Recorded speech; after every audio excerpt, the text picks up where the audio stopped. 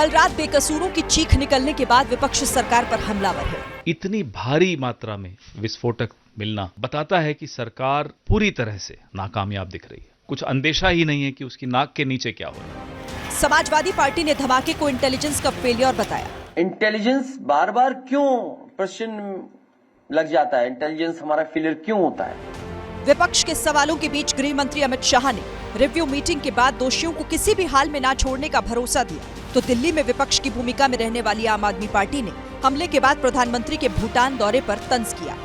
कई जगह कहा था कि अगर देश पर आतंकवादी हमला होगा तो उसको एक्ट ऑफ वॉर माना जाएगा। पे युद्ध हो रहा है, मगर प्रधानमंत्री जी विदेश यात्रा पे सुबह निकल गए हैं। हालांकि प्रधानमंत्री ने कहा ही था कि पहले से हुए कमिटमेंट की वजह से उन्हें आना पड़ा। इधर रक्षा मंत्री ने जांच रिपोर्ट को जल्द सार्वजनिक करने की बात कही। The findings of the investigation will soon be made public. Those responsible for this tragedy will be brought to the justice and will not be spared under any circumstances.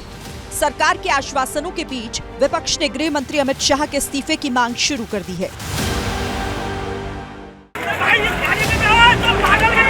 कल रात बेकसूरों की चीख निकलने के बाद विपक्ष सरकार पर हमलावर है। इतनी भारी मात्रा में विस्फोटक मिलना बताता है कि सरकार पूरी तरह से नाकामयाब दिख रही है। कुछ अंदेशा ही नहीं है कि उसकी नाक के नीचे क्या हो रहा है। समाजवादी पार्टी ने धमाके को इंटेलिजेंस का फेलियर बताया।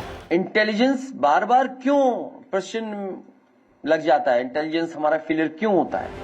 विपक्ष के सवालों के बीच गृह मंत्री अमित शाह ने रिव्यू मीटिंग के बाद दोषियों को किसी भी हाल में ना छोड़ने का भरोसा दिया, तो दिल्ली में विपक्ष की भूमिका में रहने वाली आम आदमी पार्टी ने हमले के बाद प्रधानमंत्री के भूटान दौरे पर तंज किया।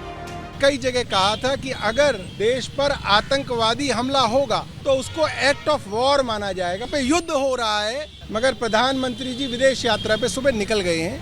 हालांकि प्रधानमंत्री ने कहा ही था कि पहले से हुए कमिटमेंट की वजह से उन्हें आना पड़ा। इधर रक्षा मंत्री ने जांच रिपोर्ट को जल्द सार्वजनिक करने की बात कही। The findings of the investigation will soon be made public.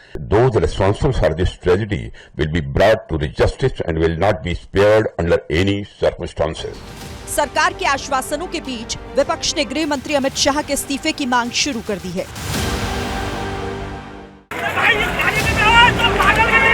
कल रात बेकसूरों की चीख निकलने के बाद विपक्ष सरकार पर हमलावर है। इतनी भारी मात्रा में विस्फोटक मिलना बताता है कि सरकार पूरी तरह से नाकामयाब दिख रही है। कुछ अंदेशा ही नहीं है कि उसकी नाक के नीचे क्या हो रहा है। समाजवादी पार्टी ने धमाके को इंटेलिजेंस का फेलियर बताया। इंटेलिजेंस बार बार क्यों प्रश्न लग जाता है, इंटेलिजेंस हमारा फेलियर क्यों होता है? विपक्ष के सवालों के बीच गृह मंत्री अमित शाह ने रिव्यू मीटिंग के बाद दोषियों को किसी भी हाल में ना छोड़ने का भरोसा दिया, तो दिल्ली में विपक्ष की भूमिका में रहने वाली आम आदमी पार्टी ने हमले के बाद प्रधानमंत्री के भूटान दौरे पर तंज किया। कई जगह कहा था कि अगर देश पर आतंकवादी हमला होगा तो उसको एक्ट ऑफ वॉर माना जाएगा। पे युद्ध हो रहा है, मगर प्रधानमंत्री जी विदेश यात्रा पे सुबह निकल गए हैं। हालांकि प्रधानमंत्री ने कहा ही था कि पहले से हुए कमिटमेंट की वजह से उन्हें आना पड़ा। इधर रक्षा मंत्री ने जांच रिपोर्ट को जल्द सार्वजनिक करने की बात कही। The findings of the investigation will soon be made public.